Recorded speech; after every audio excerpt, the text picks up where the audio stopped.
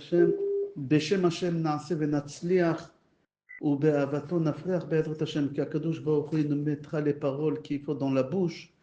Et comme on dit en hébreu, Dvarim Hayotzim min halev nichnasim lalev, que les paroles qui sortent du cœur et rentrent dans le cœur de chacun.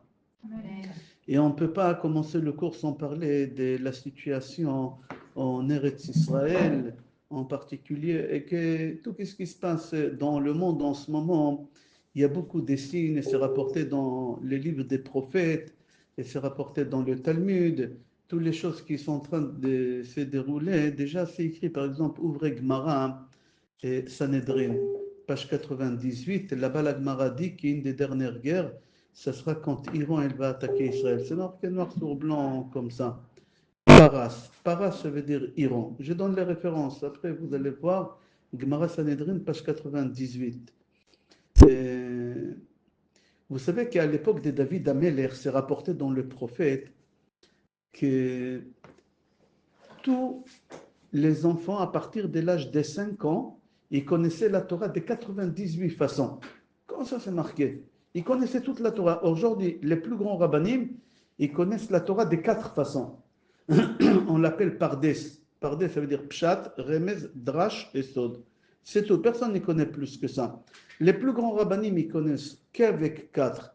Mais par contre, à l'époque de David Améler, les enfants, ils connaissaient la Torah.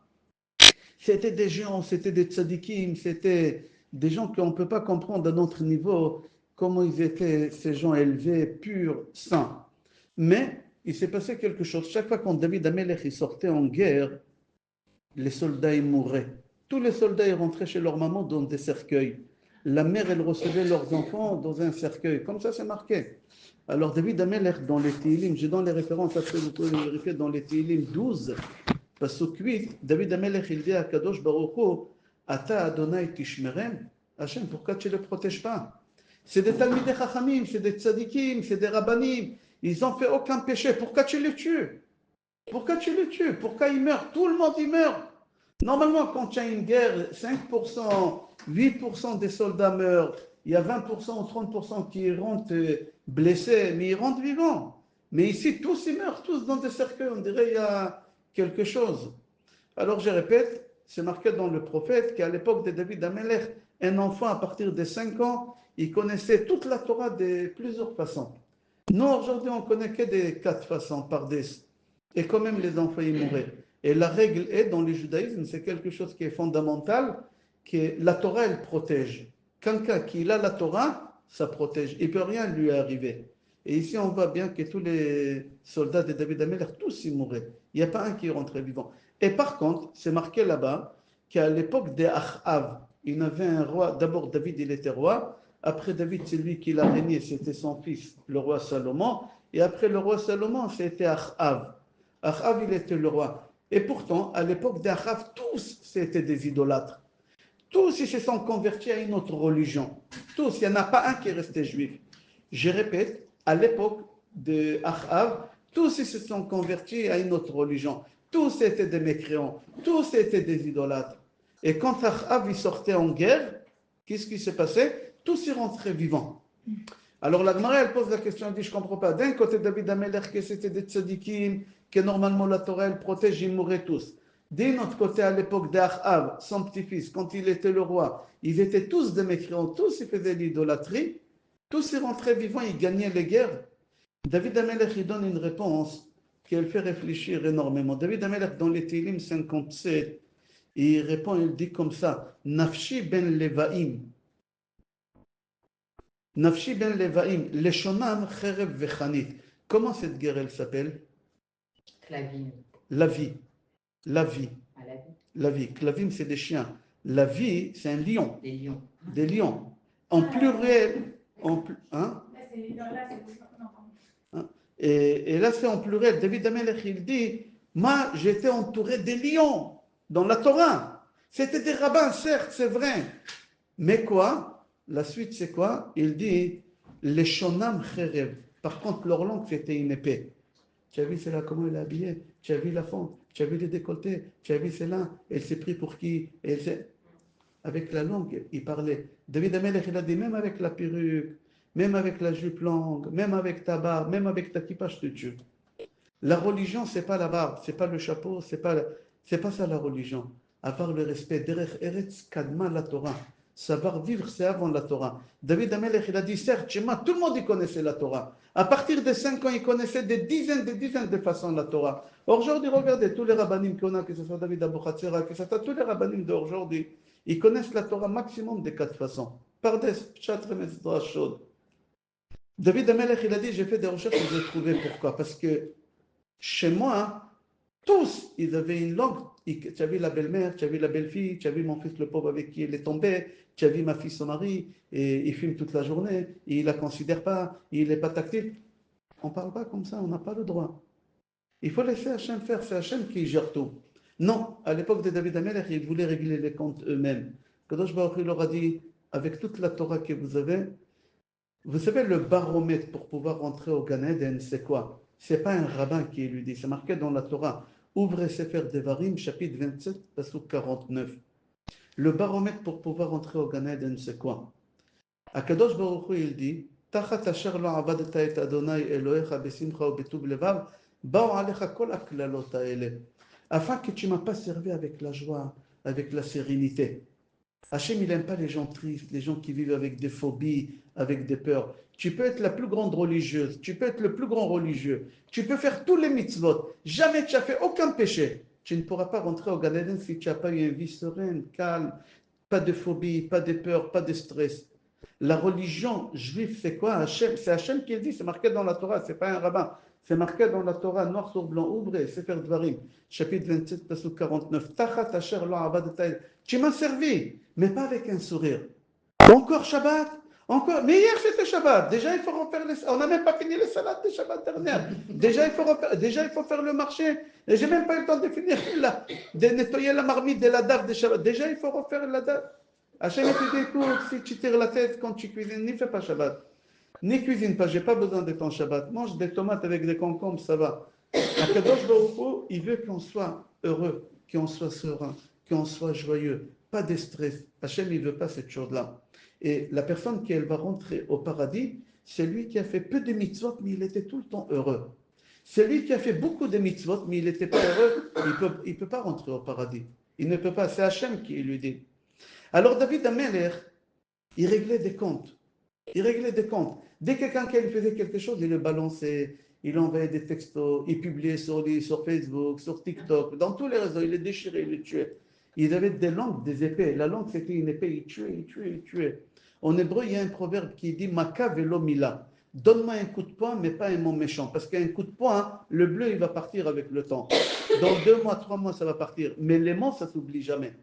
Et moi, ça reste à vie, c'est gravé à vie. Surtout chez les femmes ils ne savent pas oublier. Les femmes, ils n'oublient pas. La femme, elle te dit oui, j'ai oublié, je te pardonne. Après 14 ans, elle dit oui, en 1982, à 14h16, à tel endroit et à tel endroit. Mais tu as dit, tu as pardonné, tu oublies. Non, elle n'a pas oublié l'année, l'heure et la minute et l'endroit où c'était. Qui lui, il ne se rappelle même pas. C'est comme ça. Et c'est pour ça que Kadosh Baruch Hu, il n'a pas protégé. Mais par contre, Achav, qu'ils étaient tous des idolâtres. Tous, il n'y en a pas un qui est resté juif. Tous, ils se sont convertis à une autre religion. À l'époque, il n'y avait pas de christianisme et de catholicisme. Mais on va dire qu'ils se sont convertis à ça. Akadosh Baruch Hu, il a dit, je ne peux pas les tuer. Pourquoi? Parce qu'ils sont heureux, ils sont sereins, ils sont calmes. Il y a la paix, il y a l'union entre eux. Il y a l'union. Il savait, voilà, telle femme, elle est divorcée, elle est seule, la pauvre, Shabbat, personne ne veut l'inviter, pour des raisons, on ne va pas rentrer pourquoi. Alors tu vas l'inviter. Non, il y a des gens, ils savent que l'autre, elle est seule Shabbat, alors ils essaient de l'inviter à la fin de la prière pour ne pas avoir cette obligation de la ramener à la maison parce qu'elle est mal à l'aise, parce qu'elle est jolie et son mari va la regarder, peut-être, alors je l'invite pas. C'est assourd, on n'a pas le droit de faire. Akadosh Baruch Hu, il tue nos soldats. Hachem, il tue nos soldats à cause de ça. On n'a pas le droit, on est obligé d'avoir l'union. En hébreu, on dit l'union fait la force. Si vous prenez une allumette, vous la cassez. Vous prenez 2 allumettes, vous cassez. 3 allumettes, c'est difficile. 5 allumettes, on a du mal à casser. Pourquoi? Parce que c'est l'union. À partir du moment que nous, les Juifs, on est soudés, personne n'y peut. Personne n'y peut. Mais quand ça arrive, toutes ces choses-là, tous les problèmes qu'on a entendus, par exemple, ce matin et tous les jours, les malachim, le Zohar HaKadosh dit que les malachim disent à Hachem, Dans la Torah, c'est marqué, on n'a pas le droit d'égorger une vache et le jour même son fils. C'est marqué comme ça dans Sefer Vaïkra. Lotishretu et ta'em ve'et beno beyom echad. Il ne faut pas égorger la mère et le fils, c'est cruel. Mais c'est des aliments, qu'est-ce que la vache, elle comprend? Non, Hachem, il dit c'est cruel. Alors les malachim, ils disent à Hachem, je ne comprends pas. Quand il y a la guerre, regardez, il y a 4 jours en Israël, il y a une missile qui est tombée à Herzliya, une maman, elle est morte avec ses 2 filles et sa nièce. Sa nièce, elle est venue lui rendre visite, elle a passé la nuit chez eux, les 4 femmes, ils sont mortes à Herzliya, il y a 4 jours. Alors Hachem, je ne comprends pas. Toi, tu dis, il ne faut pas tuer la vache avec la mère, et toi, tu tues tes enfants, la mère avec ses 2 filles. Alors, il est où ta justice? Il n'y a pas l'union. Hachem, il répond, il n'y a pas l'union. Chadvé Shalom, je ne veux pas donner des raisons à tout ce qui se passe. Mais non, tous, on s'inquiète, tous, on a des enfants, des neveux. Moi, j'ai un fils qui est à l'armée. Et on ne sait même pas où il est. Il n'a pas le droit de téléphoner. On sait ce qu'il fait, mais on ne sait pas où il est. Il n'a pas le droit de téléphoner. C'est le dernier blabas. Alors, ok, moi je dors tranquille parce que je sais qu'Akadosh Baruch Hu, il gère, Akadosh Baruch Hu, chaque balle est là. Mais ma femme, elle ne dort pas, elle ne mange pas. Déjà, elle est comme ça, elle a maigri encore. Pourquoi? Parce qu'elle s'inquiète. Je lui dis, mais tu n'as pas à t'inquiéter. Si tu t'inquiètes, il est en danger. C'est marqué dans Tehillim 91. Adonai, et non, Kimal Achav Yetzabelach Lishmocha Bechol Derachecha. Akadosh Baruch Hu, il envoie un ange à tout celui qui est serein, qui est heureux, qui est bien, et un ange. Kimal Achav Yetzabelach Lishmocha. Al-Kapai, il te lève sur leurs mains.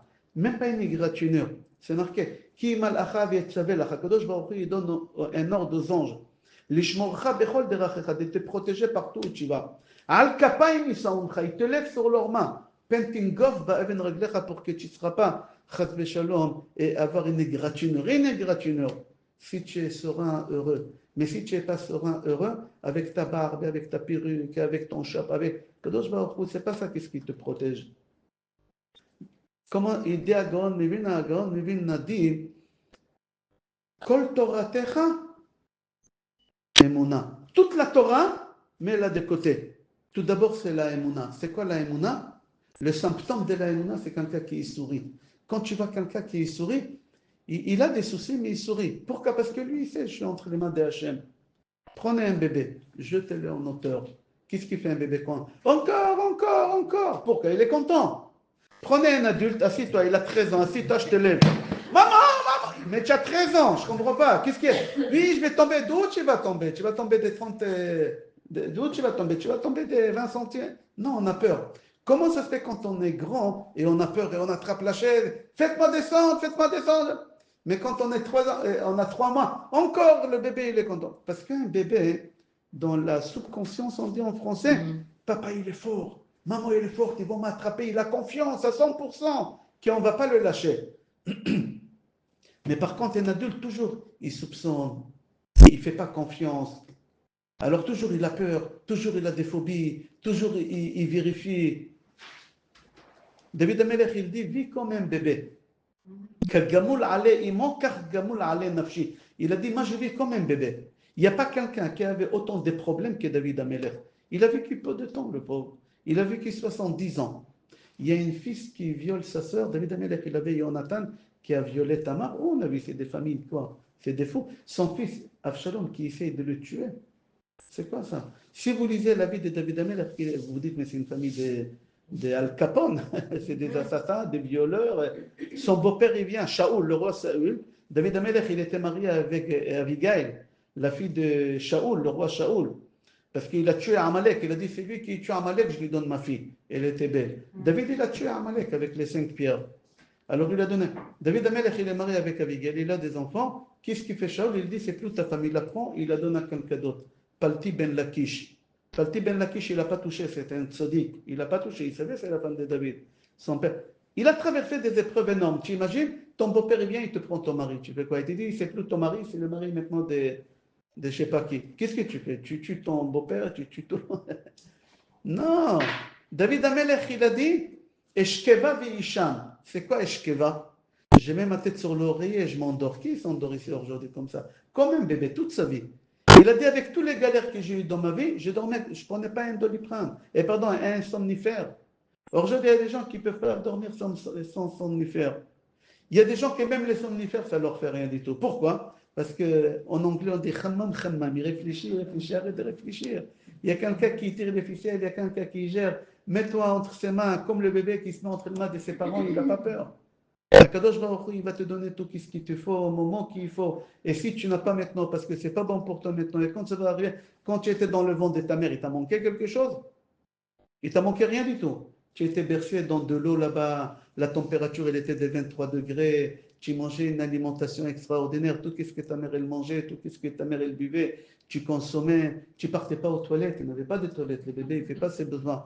Tu avais une vie de paradis, un ange qui t'enseigne la Torah, tu imagines? Un prof particulier pendant 9 mois. Mais c'est le paradis. Aucun souci. Qui t'a donné tout ça? Quel mérite? Quel mérite? Tu n'étais même pas religieux, tu n'as pas de mitzvot. Gratuit, je t'ai donné. Alors quand tu vas grandir, je te donne aussi gratuit. Il y a des gens qui s'inquiètent, la retraite, est-ce que j'aurai la retraite? Est-ce que j'aurai assez? C'est pas assez, je n'ai pas cotisé, il me manque des mois, il me manque des trimestres. Arrête, laisse Hachem gérer, il ne te manquera rien du tout. Quand tu es sorti devant de ta mère, il t'a manqué quelque chose? Il t'a rien manqué. Dès que tu as dit, ah, ta mère, elle t'a donné le tété.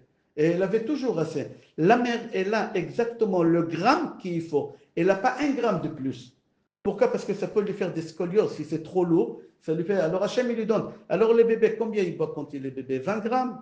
Maximum 30 grammes. Elle, la femme, elle a 30 grammes pile. Vous vous rappelez les biberons? On avait 3 vitesses. Les biberons 3 vitesses. Si on mettait un bébé vitesse 3, il fait étouffer. Ta mère, elle avait les 3 vitesses. Comment ça se fait quand tu es né? Ça coulait doucement, doucement. Et quand il a grandi, comment ça se fait qu'elle avait 60 grammes, 90 grammes, 104, et elle avait la vitesse numéro 3? Elle n'a pas de vitesse. Hachem, il s'est inquiété. Que tu auras la vitesse qu'il faut, qu'il aura. Comment tu as aimé? Le goût, il était magnifique. Comment? Alors ne t'inquiète pas, quand tu seras grande, le foie, il va marcher, le pancréas, il va marcher. Tout, il va fonctionner, ne t'inquiète pas. Hachem, il va rien te manquer. Hachem, il est là. Mais Hachem, il te demande une seule chose. Sois zen. Souris tout le temps. Il ne faut pas chercher à se venger, à en vouloir. Personne ne t'a fait du mal. Comment personne ne m'a fait du mal? En face de moi, elle a dit à tout le monde, non, elle a rien dit, cette femme. C'est Hachem qui est rentré dans son corps et c'est Hachem qui l'a parlé. C'est pas elle qui l'a parlé. Comment tu peux dire que mon associé, il n'a pas volé? Voilà, dans les caméras, je vois, il ouvre la caisse et il met dans la poche 50 euros. C'est pas lui, c'est Hachem qui est rentré, lui, c'est une marionnette. Hachem, il a décidé qu'on te prend 50 euros. Pourquoi? Parce que tu devais aller voir un spécialiste et lui donner 50 euros. Hachem, il a dit, au lieu que tu perdes les 50 euros chez un spécialiste avec une sciatique, moi, je t'enlève les 50 euros. Comme ça, tu regardes, ça fait mal, mais tu dis, c'est pas lui. C'est ça la vie. Chaque chose qu'est-ce qui t'arrive, c'est Hachem. Hachem, il gère. C'est Hachem qui fait bien les choses. Hachem, il veut une seule chose, pas d'inquiétude, pas de peur. Pas d'inquiétude, pas de peur. C'est tout ce que Hachem il veut de nous. Alors, on est en train de traverser une situation en Israël. C'est qu'un apéritif. On va commencer le cours, Hachem. On est en train de traverser une période pas facile en Israël. Et on aimerait que les soldats rentrent chez eux à la maison. Vous voulez que les soldats rentrent à la maison chez eux en bonne santé? Mettez-vous entre les mains de Hachem.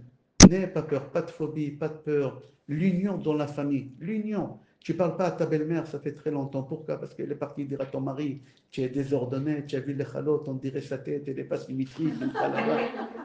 Elle t'a, va voir ta belle-mère. Dis-toi dans ta tête, c'est pas elle, c'est Hachem qui est rentré. Hachem, il m'a transmis des messages à travers ma belle-mère. Et tu vas la voir, tu baisses la tête. Oui, une femme, elle m'a dit, ma belle-mère, elle habite en face de Robert Debré. Elle a accouché à Robert Debré en face, elle m'a dit. Elle n'est pas venue me voir une fois. Une fois, elle n'est pas venue me voir. Ça y est, je l'invite plus Shabbat. Elle a qu'à crever chez elle. Elle est veuve, la pauvre sa belle-mère. Elle m'a dit, oui, si elle était vieille, je comprends. Elle n'est pas aussi vieille que ça. Elle a 62 toute la journée. Elle est en train de se promener avec des copines. Elle pouvait traverser. Je dis, c'est pas elle. Hachem, il a fait ça. Tu devais avoir une hémorragie après l'accouchement. On devait te transférer du sang et tu devais avoir un microbe suite à ça. Et tu devais rester 6 mois. Alors, au lieu de ça, Hachem, il t'a fait souffrir par ta belle-mère. Hachem, il n'est pas bon. Bien sûr qu'Hachem, il est bon. Il m'a dit, bien sûr, il est bon. Je dis, alors, il dit, tu vas voir ta belle-mère et tu lui dis pardon. Et à la Brit Mila, elle va ramener le bébé chez le Sandar. C'est pas ta mère, c'est ta belle-mère, celle que tu aimes beaucoup, elle là. Parce que c'est personne qui fait, c'est Hachem qui fait. Chaque fois quand vous allez vivre avec cette idée, tous les soldats ils vont rentrer chez eux à la maison. Sinon, Chad Shalom, regardez qu'est-ce qui se passe. Chad Shalom. Maintenant, on va commencer le cours. J'ai posé la question, c'est quoi le sujet du cours? Alors, je crois qu'on arrive à un accord sur Afrashat Chala. Dommage qu'il n'y a pas beaucoup de femmes. Parce que. Ah, dommage. Mais c'est enregistré. Regardez, parce qu'il y a des gens qui font un Afrashat Chala. Ils font un Afrashat Chala. Et il y a des gens qui organisent Afrashat Chala, il y a des synagogues, il y a des femmes à la maison, et ça ne marche pas. Il y a des gens qui font Afrashat Chala parce qu'une femme, elle veut avoir des enfants. Alors elle fait Afrashat Chala. Voilà, elle a fait Afrashat Chala, elle n'est pas tombée enceinte. Moi, j'ai fait la Comment ça se fait? juste avant de venir. Hein? Mais c'est compliqué. Je ne sais pas comment dire. Je vais vous expliquer comment on fait. Le Vite fait. mentalité dedans. On va faire Be'ezrat Hashem. Il y a des gens qui font Afrashat Chala parce que sa fille, elle n'arrive pas à se marier. On dit quand on fait Afrashat Chala, on se marie tout de suite. Voilà, on a fait Afrashat Chala. On dit quand on fait Afrashat Chala, il y a la parnassa qui vient avec l'abondance. Voilà, j'ai fait Afrashat Chala et mon mari toujours il galère, il cherche du travail, il est âgé, personne ne veut le prendre à son âge. Et là, où la Afrashat Chala? Écoutez, quand on fait Afrashat Chala, ça marche à 100% et tout de suite. Et pourquoi ça ne marche pas? Parce qu'on ne le fait pas comme il faut. Et si on le fait comme c'est marqué dans le livre, alors ça va marcher. Vous allez voir comment ça marche. Alors tout d'abord, la première personne au monde qui a fait Afrashat Chala. Ça veut dire quoi la traduction? Afrasha, prélever. Oui. Chala, ça veut dire le pain. C'est Hachem avec vraiment le. Prélever le pain. D'accord. Qui a fait Afrashat Chala? Pour faire la femme. Là, je vais expliquer. C'est pas loin, 90%. Vous avez eu le bac avec mention. Il a prélevé de chez Adam pour fabriquer Rabat, non? 90% avec mention bien. C'est 90%, c'est bien, sur 100, c'est pas mal. Regardez, qu'est-ce qui s'est passé. Akadosh Baruch Hu, il a créé le monde. Dimanche, lundi, mardi, mercredi, jeudi. Jeudi, il a créé une partie des animaux. Vendredi matin, il a fini tous les animaux. Tous les animaux. Et il a décidé de créer l'homme. Alors Hachem, il a consulté les malachim, jeudi à 7 heures du matin. Il a dit aux malachim, qu'est-ce que vous pensez qu'on va créer l'homme? Les malachim, ils ont dit à Hachem, non, l'homme, il va faire que le mal. Des guerres, des viols, des choses pas bien. Non, n'y crée pas. Ils avaient raison, je crois. Ok. Ils ont dit non. La deuxième heure, Hachem, il a décidé de créer l'homme. À 8 heures du matin, Hachem, il a décidé de créer l'homme. La troisième heure, Hachem, qu'est-ce qu'il a fait? Il a réuni tous les animaux. Et il a prélevé de chaque animal, des requins, des renards, des loups, des serpents. C'est pour ça qu'on est des animaux, on est des vipères. Hachem, il a prélevé de chaque animal et il l'a mis dans une bassine. Après, Hachem, il a prélevé de Beth Amikdash aussi un peu et il l'a mis dans une autre bassine. La quatrième heure, Hachem, il a malaxé. Il a malaxé et il a formé le corps de l'homme long. C'est pour ça qu'on fait la chala long. Et pourquoi on met des tresses? Les tresses, c'est comme la prison, on enferme les côtés animaux. Parce que d'où Hachem, il a pris des vipères, des renards, des lions, Alors n'y partez pas. Des renards, des lions, Alors pourquoi on fait la chala longue? Pour dire que le côté animal. Alors quand vous faites les chalotes, pour que ça marche, vous dites, je ferme le côté de mon mari, le côté radin, barre de fer, il n'est pas tactile. Oui, rigolez, c'est pour ça que ça ne marche pas. Barre de fer, pas tactile, pas chaleureux, coléreux. Vous fermez, vous ne le fermez pas. Alors c'est pour ça, c'est un animal, on est tous des animaux. Après, la cinquième heure, Hachem il a pris où il y a le Beth Amikdash. Et Hachem il a malaxé, il a créé la tête de l'homme. Notre tête à nous, il vient de Beth Amikdash, c'est Kadosh. Tout ce qu'il y en a dans la tête, il y a au Beth Amikdash. Les yeux, c'est la menorah Kodesh HaKodashim, la bouche, c'est le Mizbeach, etc. Et Hachem il a créé la tête. C'est pour ça on fait des chalotes longues et des chalotes rondes. Ici en France, je n'ai pas vu des gens faire des chalotes rondes. En Israël, vous trouvez beaucoup de chalotes rondes et des chalotes longues. Vous faites, c'est bien de les faire. Pourquoi? On va expliquer. La sixième heure, Hachem il a dit, alors c'est pour ça qu'on dit prélever la chala. Pourquoi on dit prélever la chala? Hachem il a prélevé de chaque animal. Prélever, ça veut dire Hachem il a prélevé de chaque animal et il a créé l'homme. La septième heure, Vayipach be'apav nishmat chaim. Hachem il a insufflé par le nez une partie de lui. Hachem, c'est quoi? C'est la neshama. La huitième heure, Adam il était debout. Et il a dit à Adonai Malach, qu'est-ce qu'on dit vendredi soir à la synagogue? Parce que c'était vendredi soir déjà. Il a dit à Hachem Malach, Mizmor Shir Leom Shabbat, Ovledot Lachem. Et Hachem il lui a dit à la neuvième heure, tu peux manger ici au paradis de tout, qu'est-ce que tu veux. Tous les arbres. Un seul arbre, tu n'as pas le droit de manger. C'est celui-là. Quel arbre? On ne sait pas quel arbre. Un seul arbre, tu peux pas manger. Adam Arishon, il a dit d'accord. Chava, elle a été tentée de manger de cet arbre parce que cet arbre, il était bizarre. Je vais expliquer c'était quoi cet arbre. Et Chava, elle a mangé de l'arbre. Et qu'est-ce qui est marqué dans la Torah? C'est lui qui mange de l'arbre de la connaissance, il meurt. La femme, elle est jalouse de nature. L'homme aussi, il est jaloux. Avec qui tu textotes, qui c'est celui-là, quoi, ton cousin, il ne me raconte pas des... L'homme, il est jaloux. La femme, elle est encore plus jalouse. La femme, elle peut tuer par jalousie. Et c'est ça qu'est-ce qu'elle a fait Chava. Chava, elle a dit à son mari, écoute mon coco, moi j'ai mangé de l'arbre, j'ai été tenté, je vais mourir. Toi, tu restes vivant, Hachem, il va te donner une autre femme. Il va te créer une autre femme. Moi, je ne veux pas que tu aies une autre femme. Tu vas mourir avec moi. Elle a forcé son mari à manger. Par jalousie, elle a forcé à ça. Et elle a forcé à tout le monde. Il y a deux personnes qui n'ont pas, trois personnes qui n'ont pas mangé de l'arbre de la connaissance. Et ils meurent jamais. La première personne, vous êtes parti à l'école Goy. Moi, je n'étais pas dans une école Goy. Mais c'est marqué dans la Torah. Le phénix. En hébreu, ça s'appelle Ofachol. Le phénix ne meurt jamais. Il renaît de ses cendres. Pourquoi il ne meurt jamais? Ça existe? Bien sûr. Ah, je savais pas, je pensais que c'était dans Harry Potter, moi. Non, non, le Ofachol, c'est marqué Ofachol. C'est marqué dans la Torah, c'est marqué. Dans la Gemara Choulin, page 7, c'est marqué. Il ne meurt pas parce qu'il n'a pas voulu manger. Deuxième personne qui n'a pas mangé, c'est les poissons. Alors, les poissons meurent, on ne va pas rentrer maintenant dans ça, mais les poissons, ils n'ont pas des noms. Il n'y a pas des noms. Les saumons, c'est les Norvégiens qui ont décidé qu'ils s'appellent saumon, alors ça s'appelle dans le monde entier saumon. Mais c'est pas. Il n'y a pas quelqu'un qui l'a appelé Bourri, les poissons, parce que sa belle-mère, elle s'appelait Bourri. Alors, chacun, il a donné, comment on appelle ça, les poissons tunisiens, le rouge, Harami, Harami. Parce que son beau-père, il s'appelle Harami. Mais il n'y a pas, les poissons, ils n'ont pas de nom. Ok, on va avancer. Troisième personne qui n'a pas mangé. Ici, on a un os qui s'appelle Etzem Louz. Elle aussi, elle n'a pas mangé. C'est pour ça, elle ne meurt jamais. Quand le Machar va venir, on va ressusciter de là-bas. Ok, jusqu'à là, vous avez vu qui c'est la première personne qui a fait, qui a mangé, qui a prélevé la chala? Hachem. Quand est-ce? Vendredi matin, à la troisième heure. La première, il a demandé au Malachim. La deuxième heure, il n'a pas écouté, il a réuni les animaux. La troisième heure, il a prélevé un peu de chaque animal. Il a mis dans une bassine, il a créé le corps long. La chala, elle est longue, la tête, comme on a expliqué. Deuxième personne qui a fait Afrashat Chala, c'est Sarah Imeno. Troisième, c'est Rivka l'Imaot. C'est marqué dans la Torah que quand Rivka est venue, elle a vu le nuée, c'est de l'eau, c'est le migvé. Et elle a vu un bougie allumé des vendredis, c'est Nerot Shabbat. Et la chala.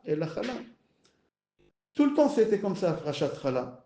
Alors maintenant, moi, j'aimerais vous donner comment on prélève la chala. Comment on fait Afrashat Chala pour que ça marche. Moi, j'aimerais que ça marche. Et si vous le faites, comme je ne sais pas, moi, c'est le Zohar HaKadosh, si vous faites, ça va marcher. Les lendemain matin, vous allez voir des résultats. Votre mari va trouver des travails, vous allez gagner, et votre fille va tomber enceinte, votre fils il va se marier. Vous allez voir. Non, c'est pas un fantasme, c'est une réalité. Et si ça ne marche pas, parce qu'on ne fait pas Afrashat Chala comme il faut. Et vous allez voir qu'on ne le fait pas comme il faut. Regardez.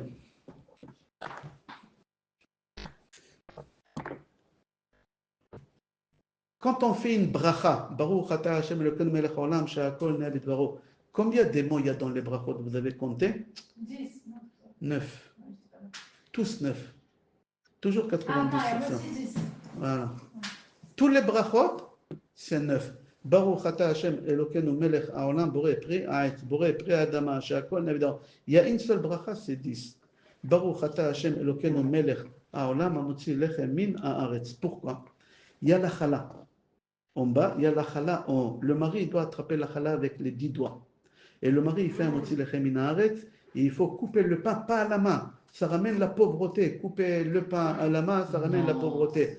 Pourquoi? Parce qu'on dit qu'à Pessah, on prend la matzah et on coupe à la main. Et qu'est-ce qu'on dit? C'est quoi halachma? Voici le pain de pauvre. On le coupe à la main, le pain de pauvre. Mais par contre, pour être riche, la parnassa, alors il faut couper toujours avec un couteau. Et si vous pouvez un couteau en argent, c'est encore mieux. C'est pas cher un couteau en argent. Parce que les couteaux en argent, ils sont légers. Il n'y a pas beaucoup d'argent là-bas. Mais l'argent, valeur numérique, c'est mammon. Il y a beaucoup de parnassa, mazal, c'est valeur numérique. Il y a beaucoup de sodot. Soulam, l'échelle des Yaakov, monter, monter, monter. Alors il faut couper toujours avec un couteau. Alors quand on coupe le pain, le mari, il trempe ça dans le, comment on dit sel en hébreu? Melach. C'est les mêmes lettres que lechem. Et c'est les mêmes lettres que soudé. Quand le mari il prend le pain, il met dans le sel, d'accord? Et il mange, la deuxième personne qui elle doit toucher le pain, c'est la femme. Même s'il y a ton beau-père, ton père, Eliyahu Navi, Moshe Rabbeinu, il y a tout ce que tu veux. Personne n'a le droit de toucher le pain. Souvent, la femme, elle est à la cuisine. et elle est en train de préparer le poisson, et elle dit ah, c'est-à-dire, non, c'est dangereux. On n'a pas le droit de faire une chose pareille. Les enfants, ils vont se marier Chas v'Shalom, avec des non-juifs. C'est à cause de ça. Si la femme, elle ne touche pas le pain la première après le mari, les enfants, ils quittent le droit chemin, Chas v'Shalom. Il faut faire très attention. Il faut être à table et la première personne qui elle touche le pain, c'est la femme. Après le mari. Après, c'est lui qui veut. Mais jamais quelqu'un qui touche le pain. Il y a beaucoup de sodotes, on n'a pas le temps d'expliquer pourquoi. C'est la femme qui est en bas, le mari qui est en les 10 doigts. À quoi j'aimerais arriver? Regardez comment on fait Afrashat Chala. Moi, je vais dire comment c'est marqué. Comment vous faites chez vous à la maison, les grammages, etc., les dosages, faites comme vous voulez. Mais moi, je vous dis d'après la halakha. Il faut prélever la chala avec la bracha à partir de 1 kg 666. Alors ici, on parle des chiffres ronds. On prend 2 kg de farine. On le tamise. Quand vous tamisez la farine, il faut bouger le corps. Il ne faut pas utiliser des machines. Aujourd'hui, il y a des machines, vous mettez la farine et il tamise tout seul et tu as la farine tamisée. Ça ne coûte pas cher, 150 shekels. Tu as cette machine-là. On n'a pas le droit. Pourquoi il faut bouger le corps? Parce que dans le corps, on a des problèmes. Divorce, maladie, problème. Ma veste, elle est sale. Elle ne bouge pas. Comment je la nettoie? Elle ne bouge pas, je la nettoie comme ça. Ton corps, il est rempli des problèmes. Les problèmes, il y a quelqu'un qui passe à côté de toi, il a des mauvaises ondes, tu as attrapé des mauvaises choses. Comment on enlève? Il faut bouger le corps. Ou tu danses, et si tu fais Afrashat Chala, au moment que tu tamises, tu bouges le corps. Même tu arrêtes de tamiser, tu mets la musique et tu danses, c'est pour enlever sur ton corps des problèmes. C'est comme ça qu'on fait Afrashat Chala. Avec la musique, bouge le corps. Il y a des gens qui font comme ça vite fait. Pardon, ils ont un appareil pour faire Afrashat Chala. Ça, c'est 2 kilos. Après, on fait un creux. Et à l'intérieur, on met 3 cuillères à café de sucre. D'accord? On met au centre. Après, au rebord, on dit en français, de la bassine. Au milieu, il y a la farine, on a expliqué. Au centre, on a fait un creux et on a mis le sucre. Il y a des raisons pour lesquelles il faut faire ça. Le sel, il ne faut pas mettre sur le sucre. C'est contradictoire. C'est le plus et le moins. Ça peut faire un coupe-circuit. Alors, où on met le sel, on le met le plus loin possible. Au rebord, on dit, au rebord de la bassine. Il ne faut pas que le sel et le sucre se touchent pour le moment. On oublie le robot. Hein? On oublie le robot. Pourquoi? Si, ça c'est simplement le mélange. Tu peux faire le mélange. Après, il faut mélanger. Après, tu mélanges. Après, on va voir avec quoi tu mélanges. D'accord? 2 cuillères à sel. D'accord? Après, on rajoute la levure. La levure. D'accord? Sur le sucre, la levure. Si vous prenez la levure, vous la mettez dans de l'eau tiède, vous mettez dans l'oreille, vous allez entendre des bruits. Ça parle. Il y a une raison pourquoi.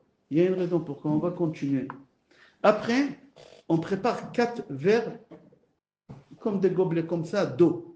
On va mettre 2, d'accord? Et sur le sel, on met 2 sur le sel, d'accord? Et après, on casse 2 œufs.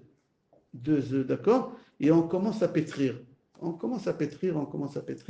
Et là, quand on a commencé à pétrir, on rajoute l'huile. On ne met pas l'huile. Vous avez remarqué, on n'a pas mis encore l'huile. On met un quart de verre de l'huile. Et on commence à pétrir.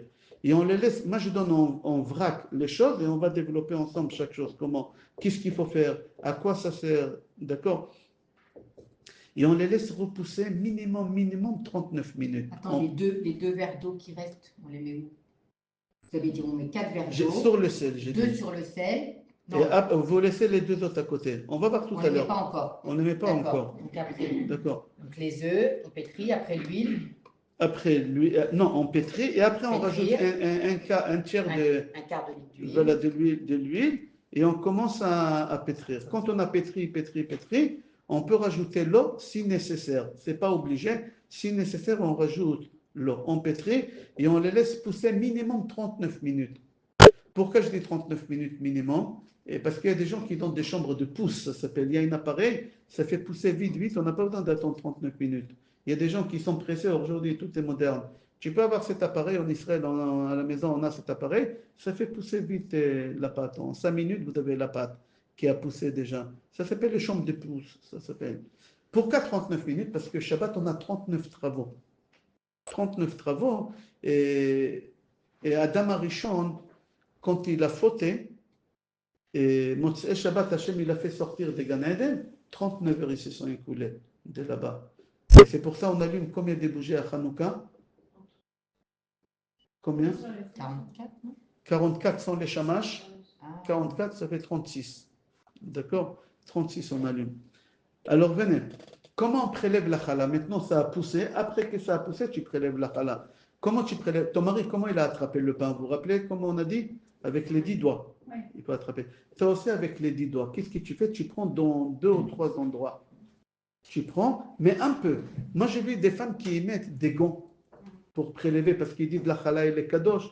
C'est n'importe quoi. La chala et les kadosh, certes. Mais tant que tu n'as pas fait la bracha, elle n'est pas encore chala. Tu n'as pas dit arizu chalati.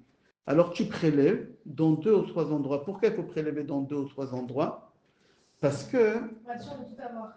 non, parce que Hachem, il a prélevé de chaque animal. Comme, vous vous rappelez au début du cours, Hachem, il a prélevé de chaque animal, alors on fait comme ça. Alors venons maintenant, on va détailler tout ce que j'ai dit jusqu'à maintenant. Vous pouvez remonter au début. Au moment que tu tamises, on dit en français, tu bouges le corps comme on a dit, tu parles avec Hachem et tu lui dis Hachem, enlève de la maison toutes les mauvaises choses, parce que là tu es en train d'enlever de la farine, des mauvaises choses. Alors toi aussi tu dis Hachem, chez moi à la maison, enlève la colère, enlève la rancune, enlève des mauvaises pensées à mon mari il pense à ci, il pense à ça. Je ne vais pas vous dire de quoi un homme il peut penser, mais vous imaginez de quoi. Enlève ça au moment que vous tamisez, et ça marche. Si vous faites ça au moment qu'on tamise, d'accord? Alors au moment de tamiser, on demande à Kadosh Baruch. Et aussi parfois dans la vie, on a des points d'interrogation, des doutes. Vivre avec des doutes, c'est très très dur. Alors tu demandes à Hachem, Hachem, enlève-nous les doutes, enlève-nous les doutes. Je voyage pas, je fais l'aléa, je fais pas l'aléa, je laisse ma fille me marier, elle se marie pas, j'achète. Quand tu fais la farine, au moment que tu mets le sucre, vous vous rappelez où on met le sucre? Dans le creux. Au centre. Au centre, on a fait un creux, on a mis. Tu demandes à Hachem, au moment que tu mets le sucre, tu demandes à Kadosh Baruch Hu Hachem que je sois une épouse et une mère douce, souple, aimante comme le sucre. Et que de ma bouche, il va sortir que des paroles de douceur. Et enlève la rigueur de chez moi, pas de grossièreté, enlève de chez moi la colère, ni chez moi, ni chez mon mari. Au moment qu'on met le sucre. Quand on met le sel, quand on met le sel, demandez à Hachem, vous savez, le sel, j'explique, si vous mettez le sel dans la main et vous fermez la main, qu'est-ce que vous allez trouver dans la main après 3 minutes? Rien. Le sel, il s'évapore. C'est la transpiration. Le sel, il s'évapore. Alors, une femme, elle est beaucoup plus angoissée qu'un homme. Une femme, elle a beaucoup plus peur de choses qu'un homme. Une femme, elle a peur des araignées, elle a peur des cafards, elle a peur de sa belle-mère qu'elle va venir Shabbat, elle a peur de tout. Un homme, il a peur. Un homme, il a peur de la police, il a peur d'un contrôle fiscal, il a peur de beaucoup de choses, un homme, d'accord? Mais pas autant que la femme. Mais la femme, elle garde. Et une femme qui elle garde dedans, elle perd son immunité naturelle et elle peut développer des maladies. Alors pour ne pas perdre l'immunité naturelle, alors la femme, au moment qu'elle met le sel, elle demande à Hachem que je puisse faire face à tous les problèmes, à toutes les difficultés qu'on a chez nous à la maison. Et donne-moi un équilibre dans la vie. La femme, parfois, elle garde dans la tête, elle garde, jusqu'à que Shalom, un jour, elle peut, Shalom, je ne sais pas comment on dit en français, péter les plombs, je ne sais pas quoi. Vous savez, je vais vous expliquer quelque chose. Donc là, le sel, on demande quoi? Pardon, j'ai perdu le. Quand on met les sels, on demande à Kadosh Baruch Hu qui me donne la force de faire face à toutes les difficultés de la vie et avoir un équilibre dans la vie. Parce que tu es toute seule dans ta tête. J'explique ça dans une autre façon pour comprendre mieux. Dans une maison, une famille, le mari, s'il tombe dans la dépression, il faut savoir qu'Hachem, il a donné une force à une femme qu'un homme, il ne peut pas faire des choses. Il y a des choses qu'une femme, elle peut faire mieux qu'un homme. Et beaucoup mieux. Elle a une force de faire. Un homme, il n'est pas capable de faire beaucoup de choses qu'une femme. Je ne parle pas des forces physiques, des choses mentales. Je vais expliquer. Alors, si un homme, il tombe dans une dépression, il s'enferme dans une chambre, il ne se rase pas, il ne se lave pas, il pue, il ne mange pas, il fume toute la journée, ça fait 3 semaines, des psychologues, des psychiatres, etc.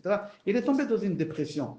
La femme, elle a une force de tenir la maison le temps que son mari va se relever. Elle va s'emprunter de l'argent, elle va faire la femme déménager, elle va se priver de ne pas manger pour donner à ses enfants. Elle va cacher pour qu'elle amène. Jusqu'à que son mari, peut-être un jour, il va s'en sortir. Oui, une femme, elle est capable de faire ça. Un homme, il n'est pas capable de faire ça. Un homme, il n'est pas capable. Un homme, si sa femme, elle tombe malade dans une dépression, il est capable de rester à côté d'elle 1 mois et demi jusqu'à 2 mois. Après, il n'a pas la force physique, mentale de rester à côté. Il va partir. Les enfants, quand ils vont voir qu'il n'y a pas de père, il y a une mère malade, les enfants ils vont tomber aussi dans des endroits qui ne sont pas très... La drogue, des choses. Je vois des familles comme ça. Peut-être vous ne connaissez pas et je vous souhaite de ne pas connaître, mais quand une femme elle est malade à la maison elle est détruite. Et c'est pour ça que quand on met le sel, on demande à Kadosh Baruch Hu, je suis une mère, je suis une femme, j'ai besoin de force. J'ai besoin d'avoir une immunité forte, beaucoup plus que mon mari. Beaucoup plus que mon mari. On est obligé d'avoir cette force-là. Je vais vous donner un autre exemple, avec votre permission. On a le temps, oui. Je vais vous donner un autre exemple.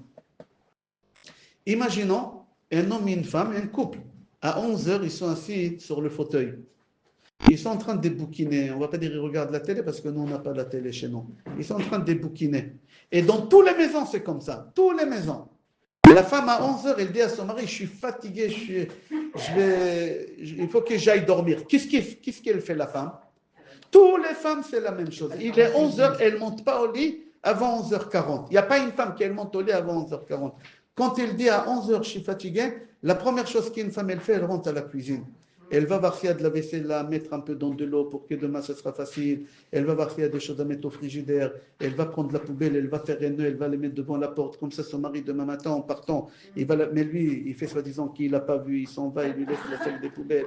Mais elle passe au moins 10 minutes à la cuisine. Au moins 10 minutes à la cuisine, elle passe, cette femme-là. Au moins 10 minutes, elle passe à la cuisine. Il est 11h10. Après, la femme, qu'est-ce qu'elle fait quand elle a fini à la cuisine? Elle va voir les enfants. Si tout va bien, s'ils ont besoin d'être couverts. Et elle rentre dans la chambre des enfants, elle va de linge sale par terre. Qu'est-ce qu'elle dit? Je vais faire une machine, c'est moins cher à 11 heures, les machines à 23 heures. Je vais économiser à mon mari barre de fer quelques centimes. Et elle prend le linge sale, et elle ouvre la machine, et elle voit qu'il y a une machine qui est à 19 heures, elle a fini. Bonjour. Elle n'a pas étendu le linge des 19 heures. Qu'est-ce qu'elle va faire, cette femme-là? Elle va étendre le linge à 23 heures. Et elle va lancer une machine jusqu'à 23h30, la pauvre. À 23h30, qu'est-ce qu'elle va faire? Elle va aller voir les enfants, elle va les coucher, elle va les embrasser, elle va les couvrir, elle va préparer les habits pour le lendemain, le cartable, toutes les femmes, c'est la même chose. Et après, elle va rentrer aux toilettes, comme tout le monde. Et en rentrant aux toilettes, qu'est-ce qu'elle va? Il y a le carton des papiers hygiéniques. Il y a le carton. Qui c'est le dernier qui était là-bas? Ton mari, l'handicapé. Il n'a pas pu aller chercher des réserves. Non, rien du tout. Comme ça, les hommes. Ils sont incapables, ils ne réfléchissent pas. À 23 heures, il a un arrêt des cerveaux, ça s'appelle. Un arrêt des cerveaux à 23 heures. C'est comme ça. Et la femme, elle est capable de faire. Alors, elle va aller chercher 2 rouleaux. Un pour mettre là-bas et un pour encore, et que le mari, il n'est pas... Et après, elle va aller au lit. Quelle heure il est? 23h40. Un homme, quand il dit à sa femme, je suis fatigué, je vais dormir, dès qu'il se lève, il marche en ronflant. Déjà, il s'endort en marchant. Il va aux toilettes, il ne sait même pas où il vise. Il a tout visé, mais à part l'endroit où il fallait viser, il n'a pas visé. Et il va monter au lit, et il commence à ronfler. Ah, il ronfle. D'où la femme, elle a la force de faire une chose pareille. Un homme, il n'est pas capable. Il n'est pas capable de faire ce qu'une femme est capable de faire. Au moment qu'on met le sel, c'est le sel. Il y a beaucoup de sodotes dans le sel. Melach. Melach, c'est les mêmes lettres que lochem. Lochem, c'est soudé. Lochem, en hébreu, ça veut dire se battre contre l'anxiété, contre les phobies, contre la peur. Au moment que vous mettez le sel, c'est un moment très important, au moment qu'on fait Afracha Atchala. Après, on arrive aux levures. La levure, comme j'ai expliqué, si vous prenez la levure, vous la mettez à côté de l'oreille, la levure, elle parle. La levure, elle est, en français, je crois, on dit effervescent. Ouais. Effervescent, ça bouge. Alors, au moment que tu mets la levure, tu demandes à Kadosh Baruch Hu que je sois pudique, que je sois effervescente, que j'aurai la joie de vivre, que j'aurai la joie de vivre comme ça bouge là-bas, que moi aussi, je vais bouger, je vais être une femme active, je vais être une mère active, je vais être une maman active, C'est au moment que ça vous donne des énergies, ça vous donne les vitamines C, ça vous donne les vitamines D. Vous n'avez pas besoin du soleil, vous n'avez pas besoin du miel, vous n'avez pas besoin des oranges. C'est au moment qu'on fait de l'eau. De l'eau, merci. C'est bon. D'accord? On a expliqué c'est quoi la levure. Quand on met l'eau, merci beaucoup, voilà, on est arrivé à l'eau en même temps. Quand on met les 2 verres d'eau, il faut savoir que l'eau, elle symbolise 2 choses. Elle symbolise la Torah et elle symbolise aussi la richesse. La richesse, pas l'abondance, la richesse. D'accord? Ça symbolise la richesse. Alors au moment que tu mets de l'eau, tu pries à Hachem que mes enfants, ils vont aimer aller dans des cours de Torah, que mon mari, il va aimer d'aller dans des cours de Torah. C'est important que mon mari aille dans des cours de Torah. Vous savez pourquoi c'est marqué dans Gemara, Bechorot, c'est marqué Safta bebeta, pacha bebeta. Safta bebeta, simcha bebeta. C'est-à-dire quoi? Une grand-mère dans une maison, c'est la lumière, c'est la joie. Je vais expliquer c'est quoi. Un vieux à la maison, c'est un terroriste à la maison. J'explique. Rappelez-vous quand vous étiez nouveau mariés, quand ta mère elle venait chez toi à la maison, comment c'était? C'était la joie. Les petits-enfants, ils étaient contents. Mamie, elle est là, mamie, elle est là, mamie, elle a ramené des cadeaux. Et ta mère, elle va t'aider à le linge, elle va repasser, elle va cuisiner. La maison, elle vit. Quand une grand-mère, elle est à la maison, elle vit. C'est la simcha. Les petits-enfants, ils sont contents. Tout le monde, la fille, elle est contente. Ma mère, elle est là, ma mère, elle va m'aider, ma mère, elle va faire le repas de ce soir, ça va me soulager. Elle va repasser, c'est comme ça, la mère. Alors, safta bebeta, une grand-mère dans la maison, simcha, la simcha. Mais par contre, un grand-père dans la maison, c'est un terroriste. C'est-à-dire quoi un terroriste? Regardez, quand votre mari il était actif, quand il travaillait, il partait à 7 heures du matin et il rentrait à 7 heures du soir. À 7 heures du matin, il partait faire shachrit. Dès là-bas, il partait au travail. Dans la journée, tu faisais quoi? Tu faisais qu'est-ce que tu voulais. Personne ne te demandait des comptes. Tu pouvais laver 2 assiettes pendant une demi-heure, le robinet est cool. Il n'y a personne qui dit combien autant de l'eau pour 2 assiettes? Ça coûte de l'argent. Non, il n'y a personne. Tu peux mettre une machine à laver. Il y a là-bas 2 tricots et un slip. Il n'y a personne. Quoi, une machine à laver pour 2 habits? Attends qu'elle soit remplie. Tu fais qu'est-ce que tu veux, tu es libre. Tu peux aller dans la journée chez Action, acheter tous les bêtises qu'il y a, tu les caches. Il n'y a personne qui te dit pourquoi tu as acheté, qu'est-ce qu'on a besoin, c'est n'importe quoi, ça ne sert à rien. Tu peux acheter des choses et tu les caches, tu ne lui dis pas.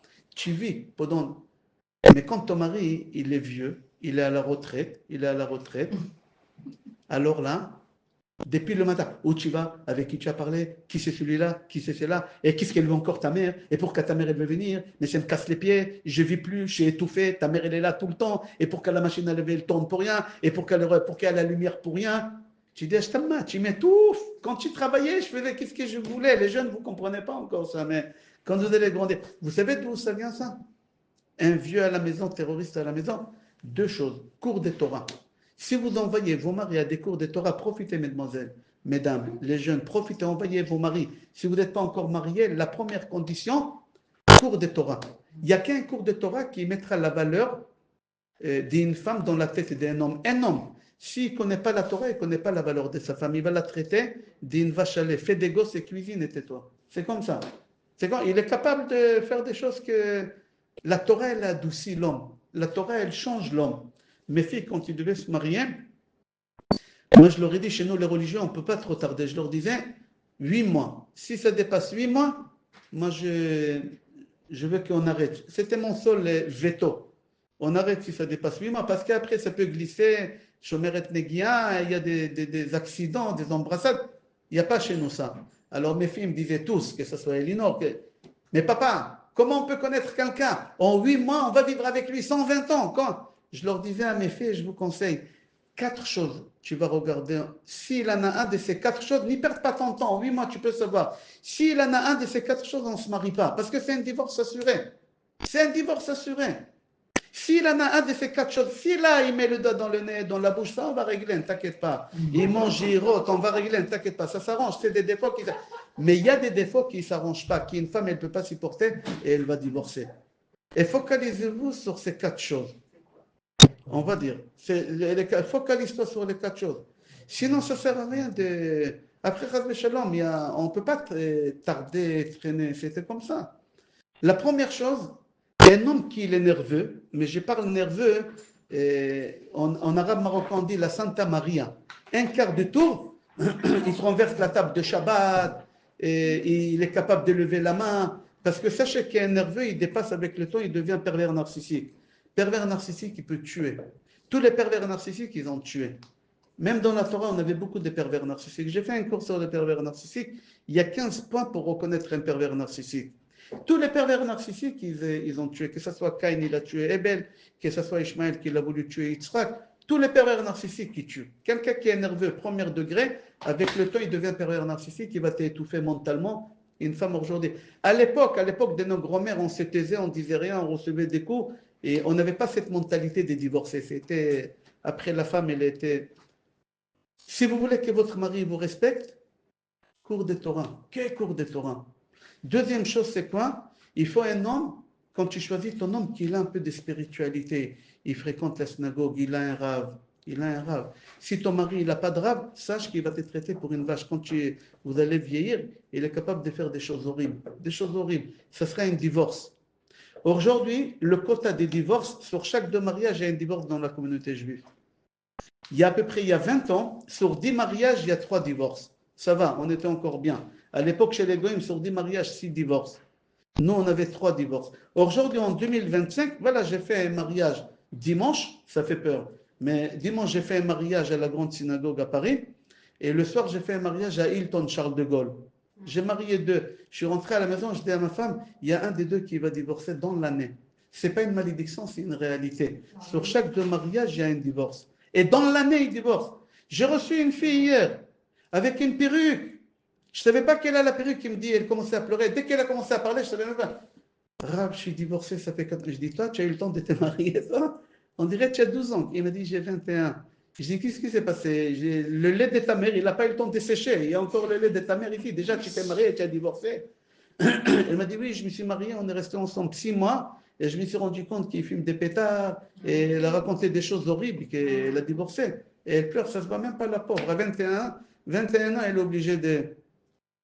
Pas cours de Torah, voilà. Il n'a pas d'image. Ton père, il n'étudie pas la Torah. Moi, j'ai dit à mes filles, ça ne fait pas rentrer dans les 4. Mais j'ai dit à mes filles, mais je ne mettrai pas un veto sur ça. Moi, je vous conseille de ne pas épouser un enfant qui vient des parents divorcés. Parce que psychologiquement, l'enfant, dans sa tête, il dit, il y a une solution du divorce. Pourquoi pas? Voilà, mes parents, ils vont divorcer. Ou l'inverse, oui. Où il veut surtout ne pas reproduire. Oui, mais c'est plus qu'il veut reproduire la chose, c'est-à-dire pour lui, c'est une facilité. Mais moi, j'ai dit, on ne prend pas le risque. Mais ça ne rentre pas dans les 4 choses. La première chose, c'était quoi, on a dit?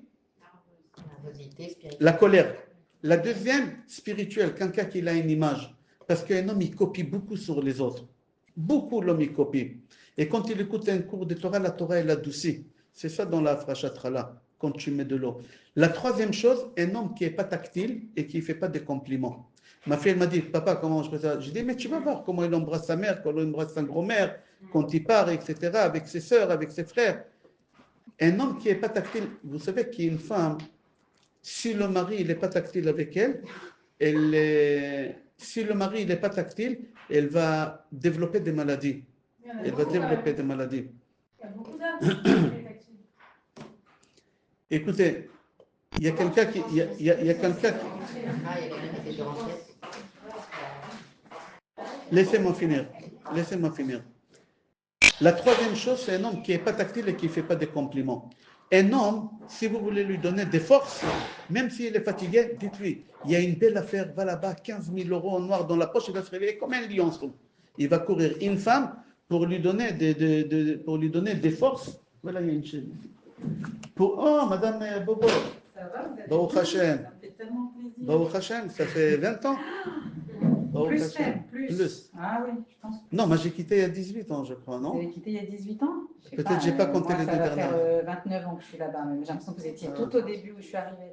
Je suis resté quand même 9 ans La là-bas. barbe, elle Vous était n'avez pas encore bien changé, en noire. tout cas. Noir, noir, La ouais. barbe, elle était bien noire. Et courte. Il y a juste la barbe qui a changé. En tout cas, tous mes petits déjeuners, je les prends en votre compagnie. Baruch Hashem. J'ai fini. Troisième chose, un homme qui n'est pas tactile et un homme qui ne sait pas faire des compliments, la femme, c'est ça l'oxygène. elle a besoin, sans arrière-pensée, pas être tactile avec un arrière-pensée. Tu t'assois à côté de ta femme, tu lui prends la main. Tu passes dans le couloir, tu l'embrasses et tu lui dis un mot dans l'oreille. Sans arrière-pensée. S'il y a une arrière-pensée derrière, la femme, elle perd sa valeur. Compliment. Complimenter. Pas trop non plus. Pourquoi? Parce que ça devient après Shabbat à table. Il faut avoir, c'est un art de faire des compliments. À table Shabbat, tu fais pas des compliments à ta femme.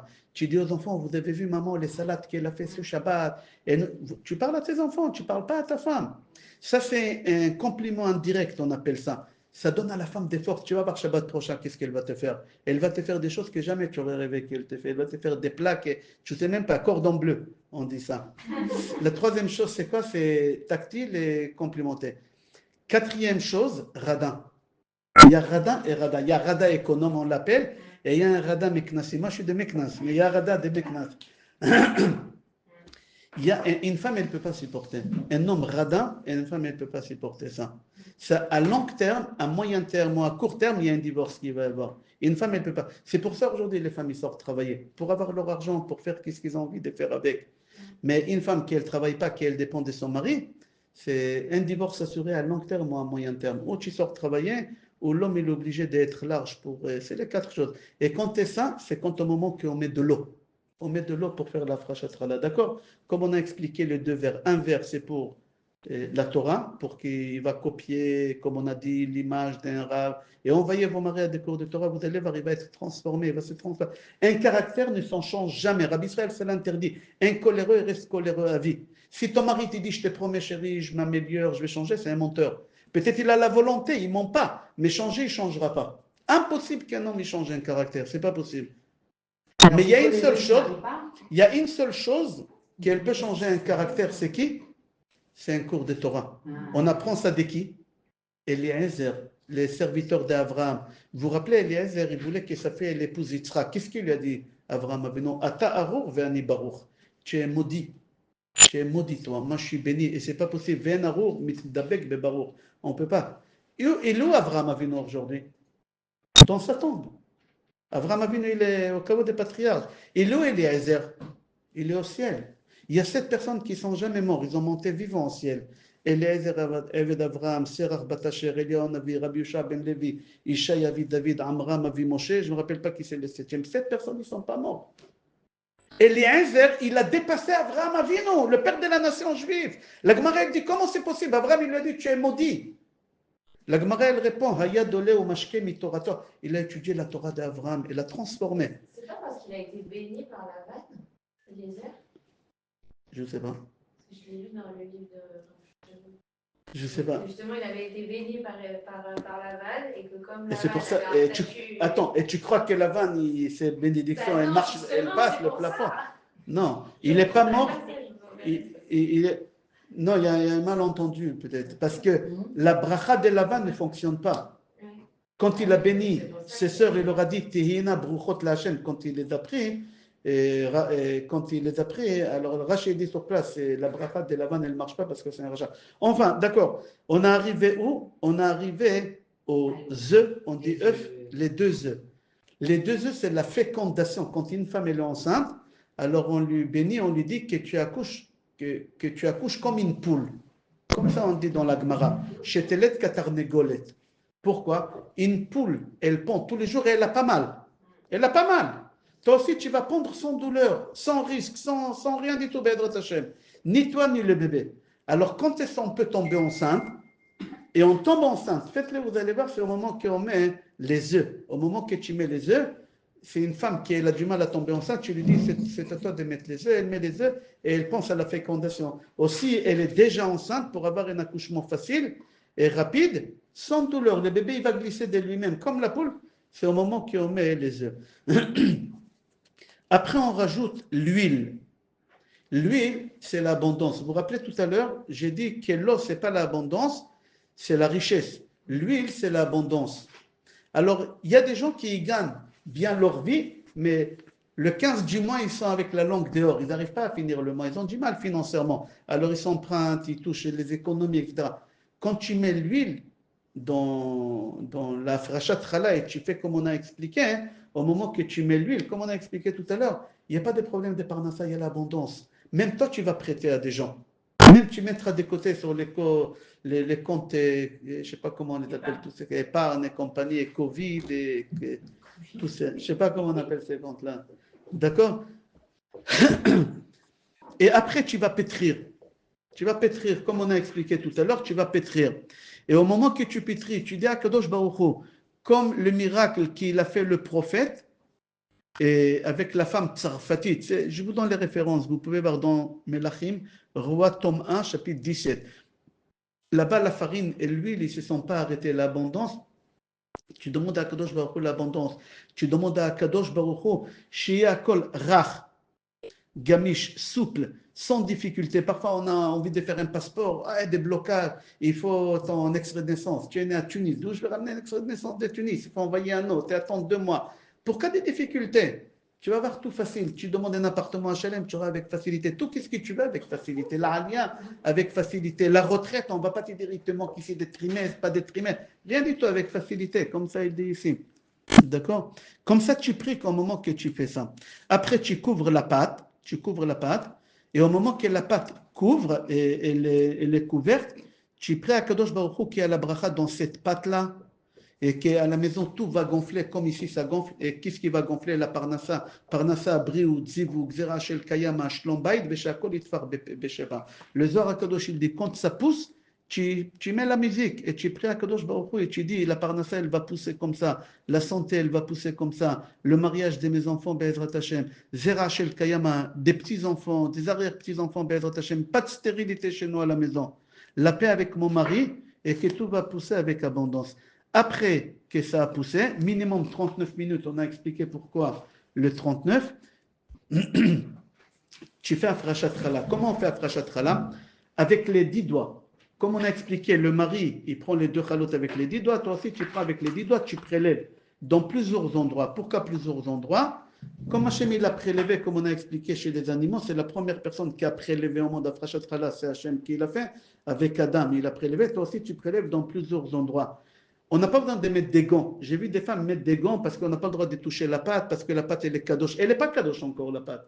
Parce que tu n'as pas fait la bracha. Quand tu as pris la pâte, tu la mets dans un sac ou tu la mets dans un papier à lui et tu fais tu dis à Rezu Khalati, tu dis c'est ma chala, et tu fais la bracha. Il y a la bracha des Ashkenaz et la bracha des Sfarad. À chaque gens ils disent la friche chala trouma, d'accord, et l'Ashkenazim ils disent la friche chala mina isa. Tu fais la bracha. Qu'est-ce que tu fais avec la pâte? Strictement interdit de la brûler dans le four. Si vous avez brûlé dans le four la chala, le four il est taref. Il faut cachériser le four. Il est taref. Pourquoi? Parce que la chala elle est kadosh et elle a rendu le four kadosh. Et c'est une sainteté qu'on est obligé de la cachériser, de la enlever. Alors le four il n'est pas caché. Alors il y a 2 façons de brûler. Il y en a qui ont le gaz avec le Brûleur. Comment? Brûleur. Brûleur, tu mets là-bas et ça brûle. Et après tu jettes. Le but c'est que ça ne soit pas consommable. Moi chez moi à la maison, nous on n'a pas gaz, au gaz, nous on a électrique. Parce qu'on avait peur toujours pour les enfants, alors on a gardé toujours électrique. Alors ma femme elle met dans une sac et elle met un peu de javel dedans. C'est pas consommable et elle met à la poubelle. Il n'y a aucun problème de mettre à la poubelle. Cru, mais il n'est pas mangeable, il n'est pas consommable. Parce qu'elle met parfois des myrrhes, parfois elle met de javel. D'accord? Et au moment que tu as fini de faire ça, tu dis l'Ichbot Shabbat Kodesh, Ta'am Aman, Ta'am Gan Eden, Mar'e Gan Eden, Re'ach Gan Eden. Au moment que tu as fini, tu dis pour Shabbat Kodesh que mon pain il aura le goût de la manne. Pendant 40 ans, la manne il était bon. Qu'il aura le goût de paradis, qu'il aura aussi la vue de paradis. Il y a des chalotes parfois tordues et de toutes formes ils peuvent sortir. Toi tu as essayé de la faire symétrique et elle est sortie. Non, tu dis à Kadosh Baruch Hu qu'il aura même la vision parce qu'on mange avec les yeux des belles chalotes, bien brûlées, bien marron, bien cuites. Excusez-moi, quand il nous reste des petits morceaux de pâte quand on a prélevé. Après, il faut bien se laver les mains, non? Parce que Oui. ces morceaux qui restent Si là, c'est après la bracha, oui, il faut bien enlever et mettre dans le sac directement. Rabotai, j'aimerais finir d'après le sod. Je ne sais pas, vous devez donner un cours maintenant. Non, mais, J'ai fini d'après le sod. Alors j'ai expliqué comment on fait Afrashat Chala. J'aimerais rentrer un peu dans la Kabbale, mais c'est un peu léger, c'est pas Kabbale profonde. Regardez. Il y a une femme assassin. Il y a le cadavre, l'homme. Il y a l'arme. D'accord? Alors la femme, c'est l'assassin, c'est Chava. Chava, elle a ramené la mort. D'accord? Qui fait le cadavre? Le mari, l'homme. Adam. L'arme de la mort, c'était quoi? Avec quoi il a tué? Avec le fruit de l'arbre de la connaissance.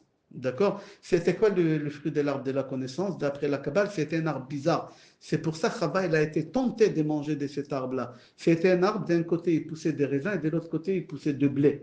Il a dit, mais jamais ça a été vu une chose pareille.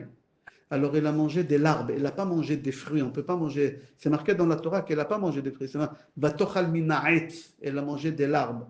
D'accord? Alors, alors maintenant, c'est quoi l'arme des crimes? C'est l'arbre. C'est quoi? C'est le raisin et le blé. Qui c'est l'assassin? Aidez-moi. Qui c'est l'assassin? Chava. Qui c'est le cadavre, le mort? Adam. À quelle heure c'était? Quel jour l'assassinat et à quelle heure l'endroit? Vendredi. C'était vendredi à la rentrée des Shabbats. Maintenant, qu'est-ce qui se passe? Ton mari, il rentre à la maison, le cadavre, il rentre à la maison. C'est l'heure des crimes. Vous savez qu'à Arvit, c'était l'heure des crimes. Ton mari, il rentre l'heure des crimes. C'est le cadavre de la bâche, comme on dit chez nous. Il rentre à la maison et toi, l'assassin, tu lui ouvres la porte. Et lui, il rentre à la maison et tu lui dis, ça fait peur, mais c'est la réalité, c'est comme ça que ça se passe vendredi soir. Et tu lui dis Shabbat Shalom. Pourquoi on dit Shabbat Shalom? Shalom, c'est le pardon. Le pardon, surtout, qu'est-ce qui s'est passé dans les tikkunim de Adam et Chava. Et le mari, il rentre à la maison et qu'est-ce qu'il y a à table? Il y a le vin, c'est le raisin. Il y a la challah, c'est le blé. Il y a les bougies, elle a éteint la bougie, alors elle doit allumer la bougie. Et le mari, il rentre à la maison, il commence à chanter Shalom Aleichem. Et il chante aux malachim qui disent à Kadosh Baruch Hu qu'on a fait la paix. Et là, on a la paix. Mais si le mari rentre à la maison et la femme, elle ne reçoit pas le mari à la porte parce qu'ils sont en dispute, pas parce qu'elle est occupée. C'est pas obligé de le recevoir, mais c'est bien. Mais parce qu'ils sont en dispute, toute la semaine, ils auront des disputes. Toute la frachatrala, tout qu'est-ce que tu as fait, ça ne sert à rien. Chaque fois quand le mari rentre à la maison, toujours avec un sourire. La table toujours prête. Il y a beaucoup de sodotes. Ce n'est pas pour des raisons que vous pouvez imaginer. C'est ça. Alors voilà comment on fait frachatrala. Voilà l'heure des crimes, le jour des crimes, tout ce qu'il fallait. Vous avez tout. J'espère que c'était... Merci. Tu en avances pour le cours de madame.